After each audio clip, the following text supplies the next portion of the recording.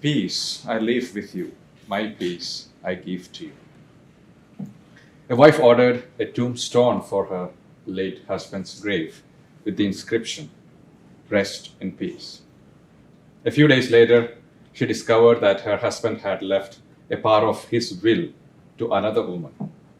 Furious, she called the tomb engraver and asked if she could change the inscription.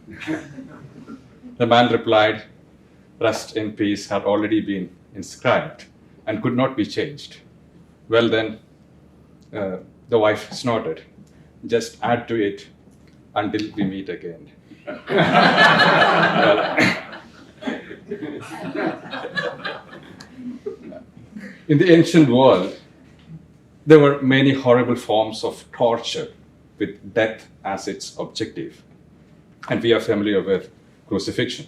And that was what Jesus went through. It was awful that the condemned person was nailed to the cross and hung there to die slowly. Another form was stoning a person to death. And it was another horrible way to die slowly. As we heard in the first reading today, Paul was stoned and dragged outside the town, and his enemies thought he was dead.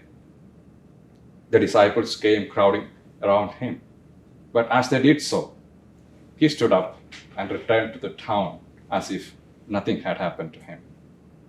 We may be surprised, but such were the signs and wonders that God worked in the early church, and that strengthened their faith to continue proclaiming the good news of salvation with courage.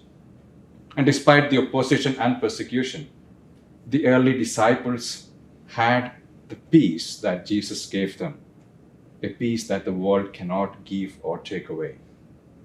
And some very moving words were spoken by Jesus when he said to his disciples, Peace I leave with you, my peace I give to you. How comforting it must have been to the disciples to hear this.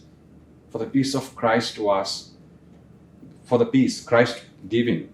giving came from a man who had confronted Satan, performed countless miracles, and was always calm and peaceful, even in a raging storm.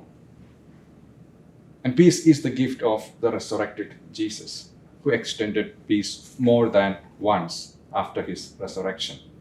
But he reminds us that this peace differs from what the world offers.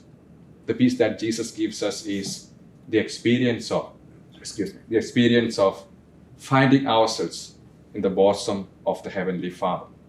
And Jesus was inserting this message to his disciples when he reminded them not to be worried about the bread to eat and the clothes to wear. One can be peaceful even in the face of hunger and nakedness if she or he can find a place in the bosom of the Father. And Jesus could sleep peacefully in the boat even though there was a storm in the sea, as he experienced that he and his Father are one. Don't we bear injustice in society in the name of maintaining peace? Think of all the wars that are happening. Don't parents prefer to stay silent in the face of wrongs done by their children in the pretext of maintaining peace in the family? Don't husbands and wives bear each other's bad habits without trying to correct them in the name of peace or not hurting their feelings? If I were serious about peace, wouldn't I be craving out time first thing with my husband, wife, children, and colleagues? If I was serious about peace, wouldn't I get to confession more regularly? Real peace is to find ourselves in the bosom of the Heavenly Father. And Jesus could find that peace because he fulfilled the will of the Father throughout his life.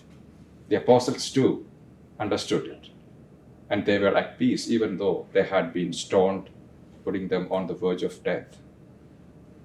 Let us differentiate between the peace that Jesus gives and that of this world, and hold on to the peace of Christ.